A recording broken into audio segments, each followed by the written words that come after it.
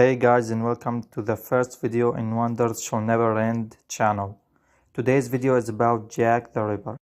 Jack the Ripper is a serial killer that the police believe is responsible for 5 of the 11 crimes, all of which occurred in the city of Whitechapel, east of London during the period 1888. Jack was leaving a distinctive character on his victims, because all the victims he killed were women working in the prostitute, and he was killing them by cutting their throats and opening their abdomens, and sometimes take their womb or some of their organs as a souvenir. These crimes have gained much popularity due to the nature of their commission and the extensive coverage of the media. Many journalists were taking advantage of this opportunity for their profits, and they were sending fake letters claiming to be from the killer. And the most famous of these letters is one called Dear Boss and other called From Hell. And from these letters came the name Jack the Ripper. And through the spread of these letters, the fear and anxiety in the hearts of Whitechapel citizens were increasing. And these 5 crimes were known back then as the 5 canonical. The first victim were Mary Ann Nichols, who was found and her throat was cut, and the lower part of her abdomen was open. And the second victim was Annie Chapman. Also, she was found and her throat was cut, and the abdomen of hers was opened and her womb was removed. As for the third and the fourth victim, we have Elizabeth Stride and Catherine Eddowes, who were killed at the same day, but Stride was throat cut only. As for Eddowes, she was killed nearly 1 hour after Stride was killed.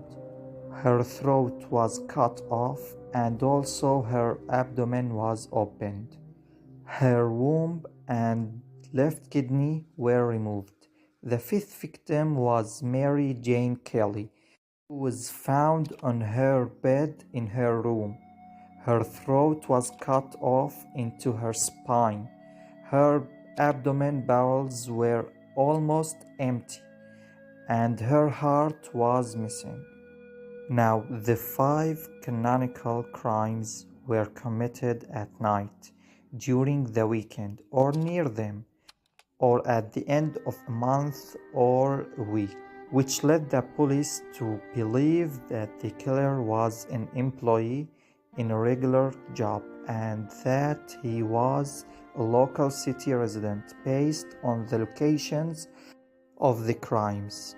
Now, many theories have emerged after this to explain the killer's personality. From them, he was a butcher because of the way he cut off the organs of his victims, and some believed that he had the syphilis, which is a venereal disease, which promoted him to kill prostitutes as a revenge of them. And also there were many other theories that give different interpretations. But the most recent conclusion reached by investigations recently is through analysis a piece of cloth that was next to the body of Catherine Eddowes. And that piece of cloth was contaminated with blood and some semen.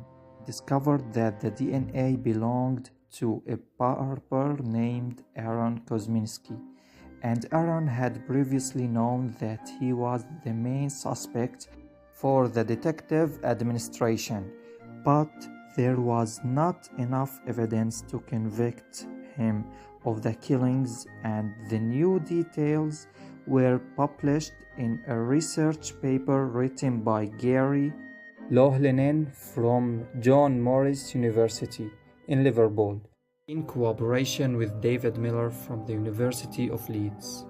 But even that last conclusion was doubted in because of the long period of time that passed on the piece of cloth from which they took the evidence.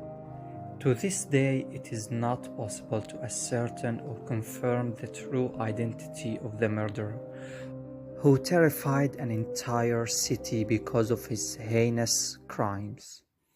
Okay guys, that's it for today. I hope you guys enjoyed the video. If you do, please let me know by hitting that like button and subscribe the channel for more videos.